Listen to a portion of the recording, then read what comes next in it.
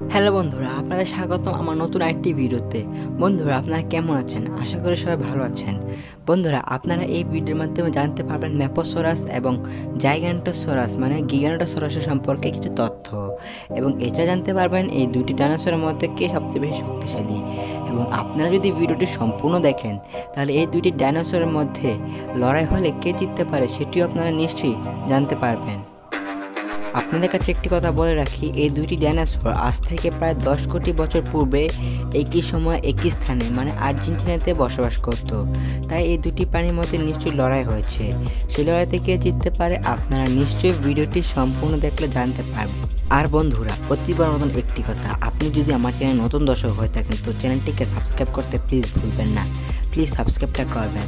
এবং আমার পরের ভিডিওটি হতে চলেছে অ্যালোসরাস এবং গিগানোটোসরাসের মধ্যে লড়াই হলে কে জিততে পারে। সেই ভিডিওটি যদি আপনারা সবার আগে দেখতে চান তাই চ্যানেলটিকে সাবস্ক্রাইব করে ফেলুন, এবং পরবর্তী ভিডিওটি কী নিয়ে তৈরি করবো তাও কমেন্টে জানাতে ভুলবেন না।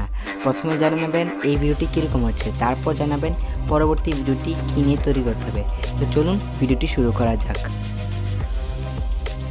বন্ধুরা, ম্যাপোসরাসরা আজ থেকে প্রায় 10 কোটি বছর পূর্বে পৃথিবীতে আর্জেন্টিনাতে বসবাস করত। অন্যদিকে গিগানোটোসরাসরা আজ থেকে প্রায় 10 কোটি বছর পূর্বে আর্জেন্টিনাতে বসবাস করত। এই দুটি প্রাণী লেট ক্রিটেসিয়াস পিরিয়ডে একই সময় একই স্থানে বসবাস করত।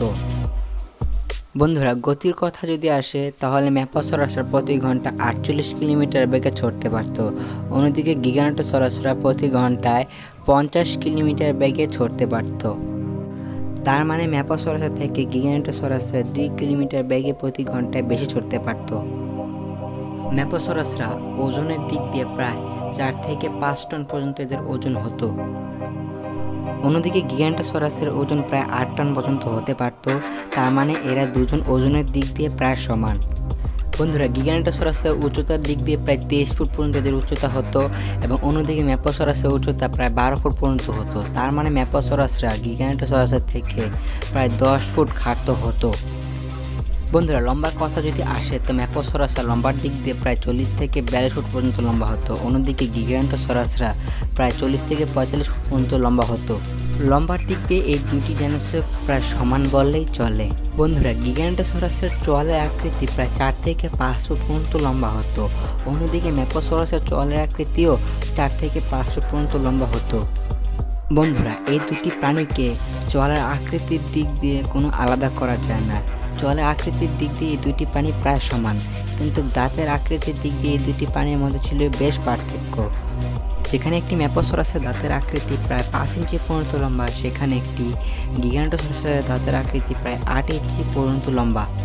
তার মানে বন্ধুরা, বলা যায় ম্যাপোসরাসের দাঁতের আকৃতি থেকে গিগানোটোসরাসের দাঁতের আকৃতি প্রায় 3 ইঞ্চি লম্বা হতো। বন্ধুরা, বাইট ফোর্সের কথা যদি আসে তাহলে ম্যাপোসরাসের বাইট ফোর্স মাত্র 400 কেজি প্রতি স্কোয়ার ইঞ্চিতে।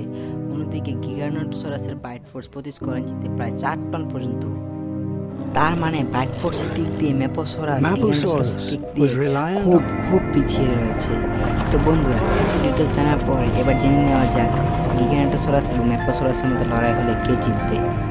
বন্ধুরা, এই যুদ্ধে সবথেকে গুরুত্বপূর্ণ জিনিস হচ্ছে এই দুটি ডাইনোসরের মধ্যে বাইট ফোর্স, স্পিড এবং এদের দাঁতের আকৃতি।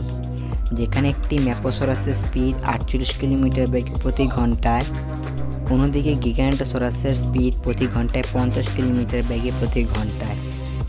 তার মানে গিগানোটোসরাস স্পিডের দিক দিয়ে এগিয়ে গিয়েছে। তাছাড়া বন্ধুরা, একটি গিগানোটোসরাসের বাইট ফোর্স প্রতি স্কোয়ার ইঞ্চিতে 4 টন পর্যন্ত, অন্যদিকে একটি ম্যাপোসরাসের বাইট ফোর্স প্রতি স্কোয়ার ইঞ্চিতে মাত্র 400 কেজি। তাছাড়া গিগানোটোসরাসের দাঁতের আকৃতি অনেক বড় ম্যাপোসরাসের থেকে। যেখানে একটি ম্যাপোসরাসের দাঁতের আকৃতি মাত্র 5 ইঞ্চি পর্যন্ত লম্বা, সেখানে একটি গিগানোটোসরাসের দাঁতের আকৃতি প্রায় 8 ইঞ্চি পর্যন্ত লম্বা।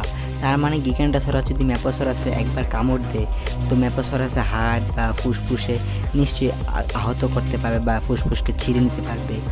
অন্যদিকে যদি ম্যাপোসরাস গিগানোটোসরাসকে যেভাবে কামড় দিতে পারে তো গিগানোটোসরাসের তেমন ক্ষতি হবে না। তাছাড়া গিগানোটোসরাস যদি ম্যাপোসরাসকে ধাওয়া করে তো ম্যাপোসরাস কখনোই গিগানোটোসরাস থেকে পালিয়ে বাঁচতে পারবে না। তাছাড়া একটি গিগানোটোসরাসের উচ্চতা প্রায় 23 ফুট পর্যন্ত হতো, যেখানে একটি ম্যাপোসরাসের উচ্চতা প্রায় 12 ফুট পর্যন্ত হতো। তো ম্যাপোসরাস কখনোই গিগানোটোসরাসের গলায় কামড় দিতে পারতো না। বন্ধুরা, আমার কাছে মনে হয় এই যুদ্ধে গিগানোটোসরাস নিশ্চয়ই বিজয়ী হবে। আপনার কাছে কি মনে হয় এই যুদ্ধে কে জিততে পারে? নিশ্চয়ই কমেন্ট বক্সে কমেন্ট করে জানাতে ভুলবেন না।